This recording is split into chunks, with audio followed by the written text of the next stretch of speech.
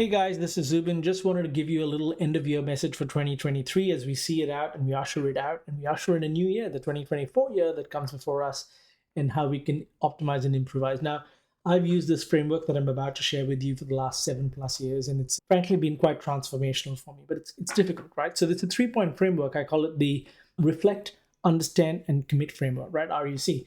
So reflect. We need to reflect on the things we've done, things we've not done, things we've tried that worked, things that we've tried that did work, things that we didn't try, or excuses that we let overcome us. Or did we succeed and conquer excuses and overcome the excuses?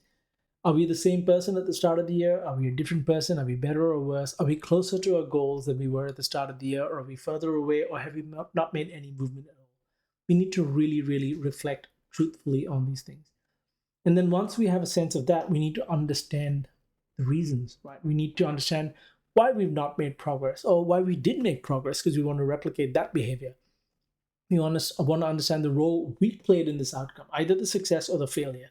And equally, we want to understand and acknowledge the role others may have played, whether you're succeeding or failing, whether you're closer to your goal or not closer. Understand the role of circumstances, economic circumstances, your personal circumstances, changes in your family, changes in your health, changes in the economy, changes in your company, changes in the world around you, changes in your values, changes in you, etc. You want to understand the role of circumstances, other people, and yourself, right? And especially other people who unexpectedly may have boosted you or accidentally added drag to your progress, right? There could be conflicting tasks and demands and priorities from the people we care about, for example, that we underestimated that get in the way of a success. Or there could be people that unexpectedly supported us, which is the inverse situation. So understand their role and your role in your progress or lack thereof, and take as much responsibility as you can, even for stuff that they did that you could have anticipated, because your responsibility is your business. And to be honest, responsibility is a superpower because responsibility is the other side of the coin of commitment, right? Which then brings me to the third part of the framework, which is to commit. So knowing what we now know, right, after the reflection, after the understanding, are we going to renew our commitment or do we want to turn back? Do we want to keep moving forward or do we want to retreat? We can either take action on our plans or we can abandon them in favor of something else, something different, something better, something more aligned. We don't know. There's no right or wrong to this, but there is a right for you and there's a wrong for you.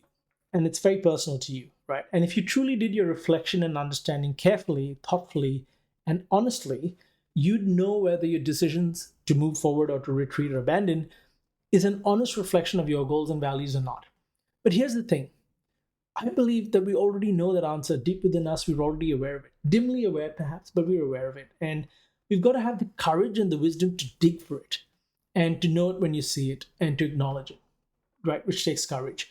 I'm writing a small newsletter at the moment on the role of the heart and the mind. We tend to, in my view, overuse the mind. It's a great tool. It's a powerful tool. It's indispensable, but it's not the right tool for all situations. And let me give you an example, right? For example, if you want to identify whether something that you want to pursue is right for you or not. Let's say, like most of my students or people that I speak to, they want to learn to code and become a professional coder and they're in their 30s or something, right? And they want to know if it's right. The problem is your mind will give you both sides of the argument. It'll tell you it's right for you, and then if you ask it why it's a terrible idea, it'll double cross you and tell you why it's a terrible idea. It'll give you both sides of the argument. And this is because the mind is great at analyzing and finding reasons and justifying them, right? Even when they may not be entirely accurate, or even if they're accurate, you don't want to inflate them.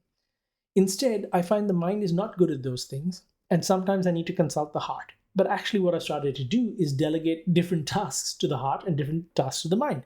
So, for example, my heart will tell me what it is that I want, what feels right, what is it that I dream of, what is it that I desire and I value, what's important to me.